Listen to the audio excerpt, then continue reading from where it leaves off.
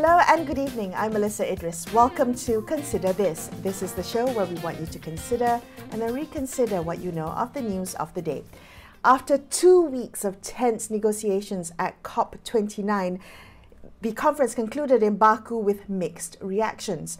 Now, developed nations had pledged $300 billion annually to the global climate fight, a sum that many developing nations say falls dangerously short. Now, the question becomes, is this actual progress in the global response to the climate crisis? Well, let's ask Meena Raman, president of Sahabat Alam Malaysia, who was on the ground in Baku for COP29. Meena, thank you so much for being on the show with me today. So let's talk about this deal. Many developing nations have called this $300 billion annual pledge insulting, if I may quote the term that was used by most of the global south countries. I'm wondering how you understand it. Help us understand the nuance of this deal. Yeah, I think, Melissa, you have to be very careful when we say they pledged 300 billion. They did not pledge 300 billion dollars per year. They said they will treble what they promised to do before, which was the 100 billion. But they will take the lead in mobilizing, which means it's not coming from their public resources, that they will take the lead to mobilize, which includes mobilizing from private sector, mobilizing from the multilateral development banks like the World Bank and so on, and that this is going to be until 2035. Now, that's really a long term. You're talking about 10 years, and you're talking about 300 billion being mobilized per year, which if you compare it with the 100 billion that they promised in 2010, and you take into account inflation and so on, many economists are actually saying that 300 billion per year is actually much less than the 100 billion of the 2010 amount. And also you need to also understand that 100 billion figure, that because we look at it as a comparable figure, that 100 billion figure and the assessment of the achievement of that is actually very controversial. What we also know is that almost 70% of that, what the MDBs provide, for instance, which is counted by the developed countries to that 100 billion, a lot of it is loans. So this is not climate finance, because what developing countries were asking is for climate finance from public resources coming specifically from developed to developing countries. Now, if you count loans, which developing countries have to pay back, how can that be climate finance? So that is like a normal loan that anybody takes and you pay back. So this is really a problem. So this is an illusion, and this is why when India, in the last, when the gavel came down, even before India was allowed to speak, they said that it was an optical illusion. And it's indeed an optical illusion, because don't get carried away by the number. First, the number is very small, but second, the number is dubious because everyone is going to be asked to mobilize. And third, it's also compared to 100 billion, it's really far away. Maybe the final point I will add is developing countries as a group, the group of 77 and China, they came as a bloc.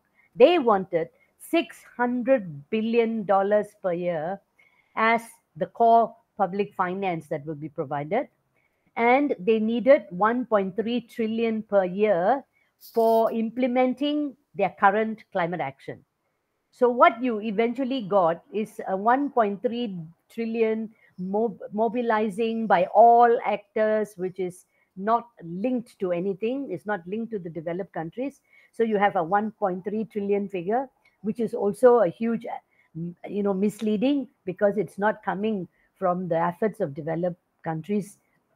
But what you see is really this mumbo jumbo of an optical illusion, which is far away from the needs of developing countries, which they were asking for. Right. Well, so this seems to be such a contentious deal. So help me understand, Meena, why was this deal agreed upon? I mean, does the deal need to be agreed upon all parties? Because it seems now we have many of the developing countries contesting this or are being upset about this.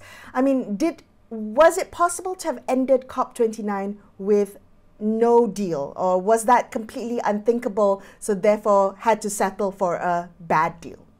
Very good question, Melissa. I think the point really was Baku was being touted as a finance COP. Remember, everyone was saying it's a finance COP. And actually, developing countries were hoping that it will really be a meaningful finance COP. Unfortunately, what you had was a poor deal. And I don't think the COP29 presidency was going to accept a Baku finance COP not having any finance. So it was much more of a case of any deal is better than no deal in terms of saving multilateralism, because that's what is always done. You have the developed countries pushing you to a corner, and then you have no choice but to accept it because you have to save multilateralism. But unfortunately, here, I'm sure I can explain it shortly, that this deal was not going to be accepted by some countries, particularly India, Bolivia, and others, including even Nigeria. But it was gavel. Gavel means you take the decision even without waiting for the objections to be heard. So this is really the irony of what happened in Baku. But maybe it was not just the COP29 presidency. I think the secretariat, which the UNFCCC secretariat would actually also assist the presidency, I think they were all in it together. This is why the India called out of this process and said this is like a stage managed way of adopting a decision. And so I think they were right. And also, we need to acknowledge that in the last 3 years, this is not a new finance goal in terms of just deciding it in last week. This process to define the new finance goal went on for 3 years. And in that 3 years, the US in particular said this is a voluntary obligation. It's a voluntary nature. It's not an obligation for developed countries to put money on the table. It's voluntary in terms of mobilizing. So they went on this tack. And the other thing is, the US was absolutely opposed to any mention of the provision of finance from developed to developing countries, which is what is there in the Paris Agreement. Paris Agreement says developed countries shall shall provide finance from developed to developing countries. And then another article says developed countries will take the lead in mobilizing. So you have a mobilizing effort and you have a provision. Now the US said, no way are we going to agree to anything which says provision. And by the way, this is even before the Trump presidency or Trump won the presidency. So the US was absolutely obstinate. Even when it came to Baku, they were the ones who were negotiating in the rooms, and they prevented any mention of provision. And my own reading is all the other developed countries and the European Union were all behind it together because of what the EU says, current geopolitics. They said that you cannot get a better deal. This is the only deal in town. So I think this is where the developed world actually let down developing countries big time.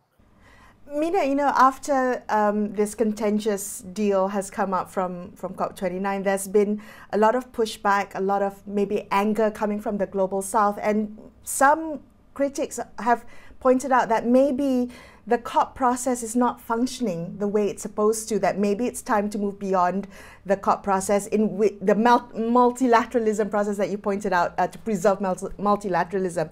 It requires every single country to be part of the process and agreeing before we can see progress. How do you feel about that? What do you see as an insider who has been part of the process, the negotiating, and seen the tense situation that it can become? How do you feel about the process? Is it working? Are we actually taking steps forward? Very good question, Melissa. Again, you will be very surprised to learn that the rules of procedure for the COP have never been adopted formally. They refer to a draft rules. And the draft is still in a draft because of the voting versus decision-making by voting or decision-making by consensus. In New York, in the UN process, you can take a vote. But in the UNFCCC process, it was consensus versus voting. The voting rule has not been kicked in. Now, there are pros and cons to both, depending on whether you're a big developing country or being bullied by some countries. So usually developing countries are very afraid of the vote, because then, well, they like consensus, but they also worry about a voting where it can get skewed. So there are pros and cons to both.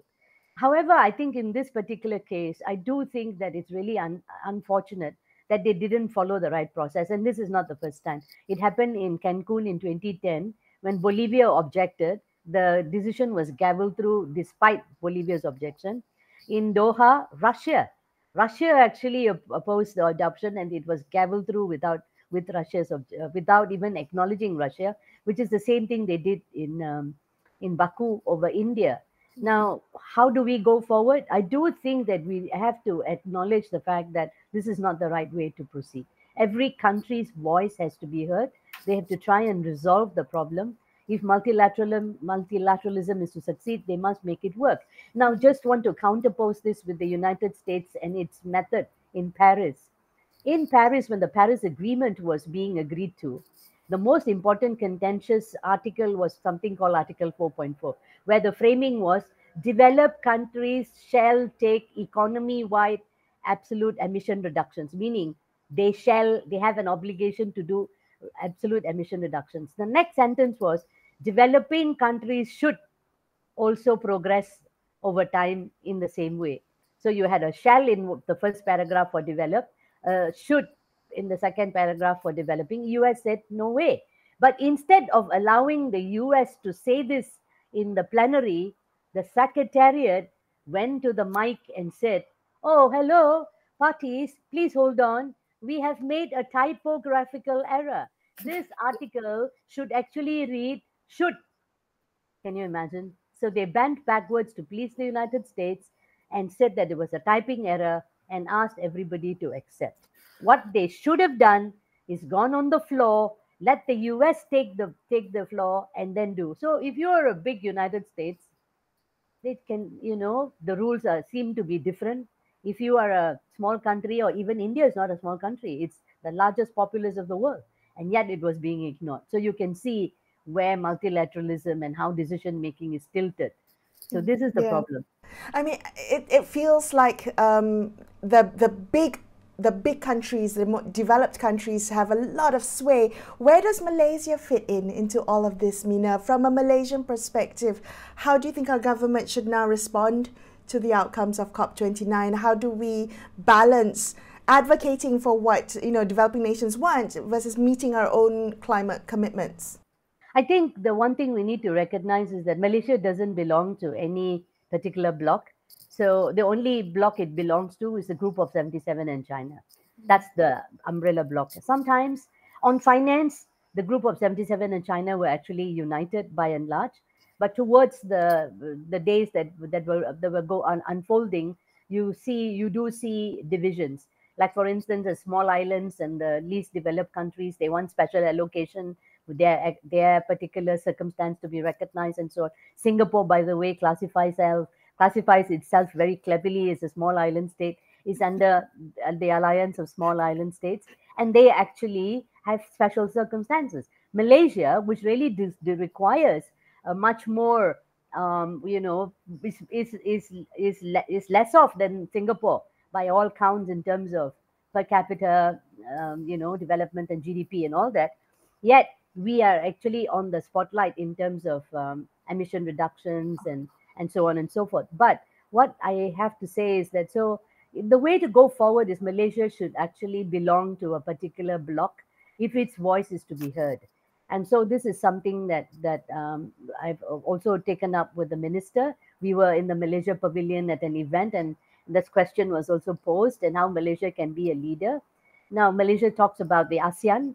They are chairing the ASEAN, but ASEAN is already divided, with Singapore in the climate process being a small island state, Cambodia and Laos being a least developed country, and Vietnam is in the like-minded developing countries.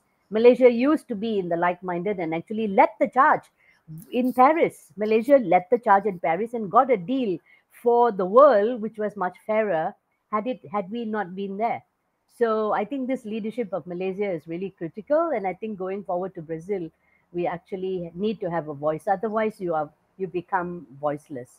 What would you like? What block would you like us? Would you like to see us in?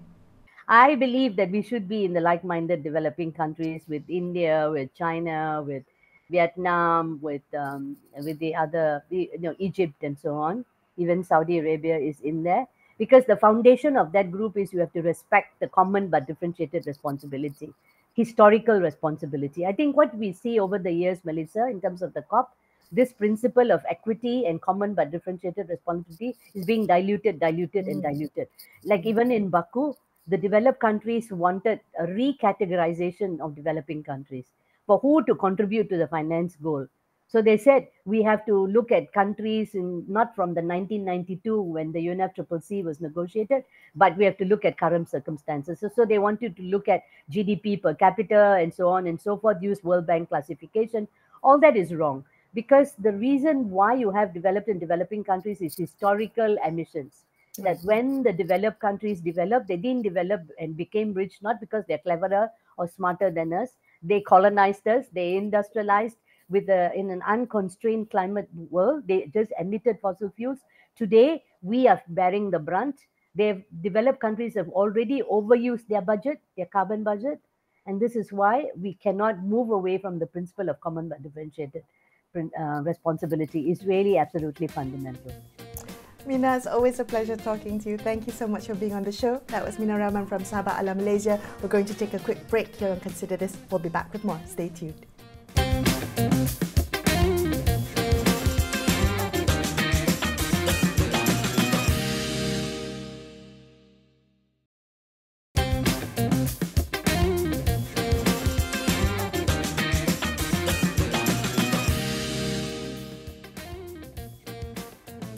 Hi, welcome back to Consider This. I'm Melisa Idris. Let's continue our conversation about the key takeaways from COP29, which recently concluded in Baku with a pledge from rich nations to contribute $300 billion annually to combat the climate crisis, a figure that many developing nations have described as insulting. So joining us now is Kieran Li Nair, a senior researcher at the Institute of Strategic and International Studies, better known as ISIS Malaysia. Kieran, thank you so much for being on the show with me today. As a youth delegate at COP29 in Baku, you were there on the ground. I wanted to ask you what you made of this $300 billion annual pledge, if I may call it that, or how do you make of it? This clearly a contentious figure, a contentious deal. What's your take? Yep. Thank you so much for having me. So I think just to provide a little bit of context, so the previous climate finance goal was about $100 billion US dollars per year from developed nations until about 2020.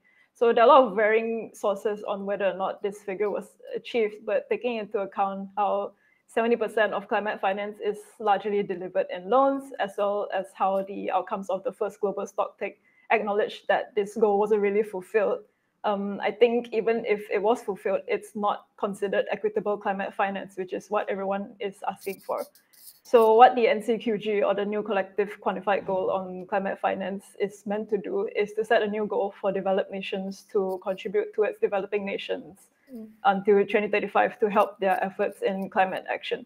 So I think on the ground, there were a lot of points of contentions all the way up until the last day of the conference and even overrunning the conference. So I think some points of contention include on the quantum, the contributor base, sources of climate finance, how the finance will be mobilized.